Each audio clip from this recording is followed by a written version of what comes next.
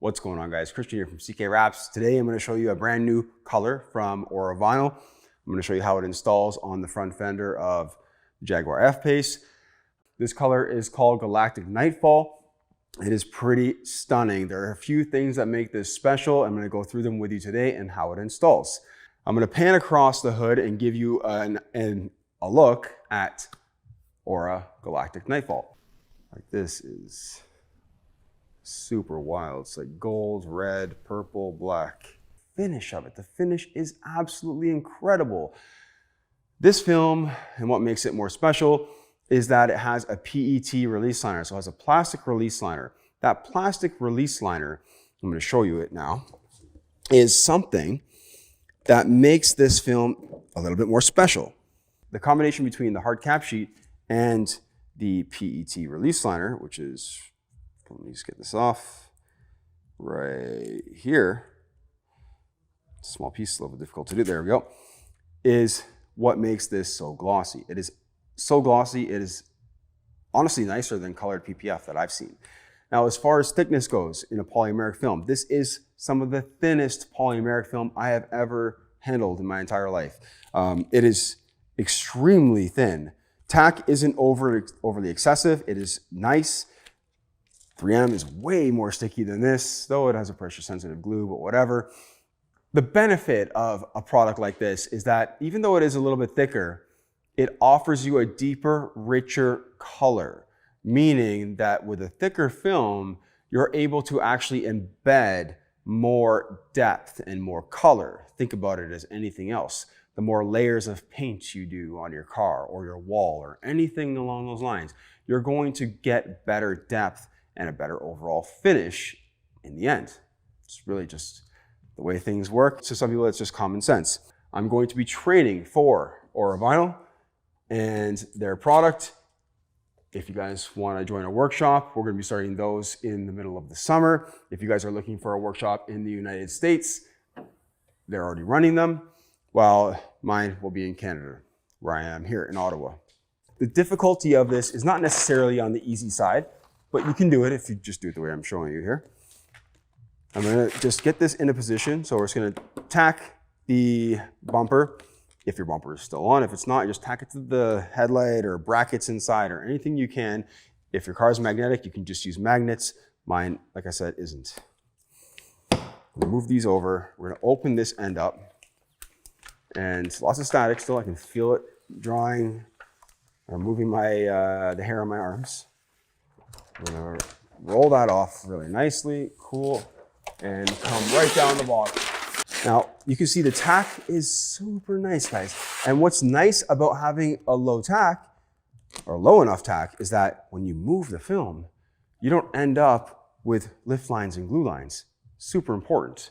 I hate high tack films when they are gloss. I would rather work with a low tack film because you're not necessarily relying on the adhesive, you're relying on your skill level to actually do the install. Take this section here and just pull it slightly towards me and just sort of get things a little bit more situated. And you can see how easy it lifts, right? Like, super nice, okay? Get this a little bit more situated. There we go, okay? That's all. I'm gonna zoom the camera in and get you guys into a better position so you can see all of this. I use my body weight. Look at that, that's beautiful. And then here, we're gonna take it, put it down all in one shot. Look how nice that is. No stretching into any recesses, nothing. Because you don't need to do that when you know what you're doing. Switching into recesses is, some cases makes sense, you know, behind the door handle or whatever, but most of the time it's pretty amateur stuff and you don't need to do that. It's all about minimizing tension and making sure that you don't have too much tension in any particular area. I like that they reduced the tack on it because it works really nicely. We're going to do the edges, corners, and trimming. Okay, guys, I'm going to show you the corner here. So you can see I have masking tape on, but we can see the corner is still very exposed. You know, it's not wrapped yet. I'm going to trim some film away just to make things a little bit more obvious and clear for you to see. Probably would do that anyways. So what we want to do when we do the corner here is, and how I like to do polymerics, is just push down somewhat in the middle there, like right there. Hit heat.